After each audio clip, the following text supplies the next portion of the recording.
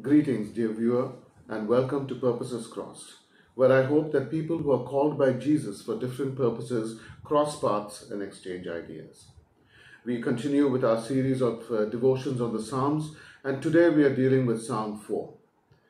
Per the superscription of the psalm was composed by David. Some interpreters believe that Psalm 4 is linked to Psalm 3 and that the same situation lies behind both. However, there is no indication that there is such a link, and the tone of both Psalms is quite different. Though the psalm is quite short, it contains some intriguing elements. David first addresses God in verse 1, but moves to address those who would put him to shame in verses 2 and 3. He then speaks of himself in verses 4 to 6, before once again addressing God as he ends the psalm. The critical idea of the psalm is in the first verse itself, where David sings, "You gave me room when I was in distress." Though being hemmed in and feeling cornered, David acknowledges that in the past God had delivered him from difficult situations. Like the song, "God Will Make a Way," David sings that God has made ways for him before. The psalm therefore opens us up to a crucial element of biblical faith. We are not asked to trust God just because others say so. Rather, just as in Psalm 34, we are called to taste and see that Yahweh is good. And by tasting and trusting, we gradually build up a store of trust in small circumstances that would then enable us to trust God when the circumstances are dire and in the difficult situations of our lives. Note that David never once in Psalm 4 complains that God is not acting. Rather, he refers to the past when God had come through for him and issues his new pleas on the basis of those deliverances. It is because God had delivered him in the past that David boldly approaches God now and asks him to deliver him in the new situation.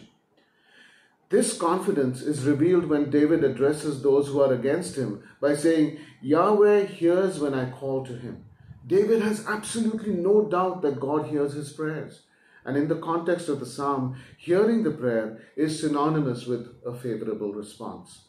David believes that God will come through for him as he had come through for him in the past. However, the scriptures are thoroughly realistic. How many of us, having expressed a great confidence in God, might experience a nagging doubt that just refuses to go away? This is a common occurrence and one that we should not get discouraged by. Rather, we should recognize in this doubt and lack of certainty an experience of solidarity with other people. And so David speaks to himself, acknowledging that he is disturbed, but recognizing that he needed to ponder things through carefully so that he could truly trust God again. Now, the Bible is honest about our experiences, but more importantly, the Bible gives us an honest idea of what we can expect in our relationship with God. We realize, against those who preach the false message of prosperity, that God is not a celestial sugar daddy, just waiting to make us comfortable and to shower us with material gifts. Rather, there are times when a genuine relationship with God means talking ourselves out of certain lines of thought that would lead us to distrust God. This, of course, is only possible when God does not come through for us in the manner that we expected in the past. You see, we are creatures who love identifying patterns. We come up with all sorts of correlations, most damningly in the area of our relationship with God.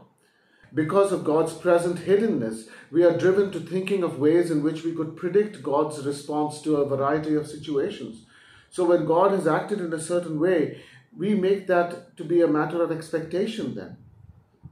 Every excess in church history can be traced to something like this. God acted in a new way at some place and in some time, and those who experience that original blessing chisel that experience in stone and make it something that everyone else needs to experience.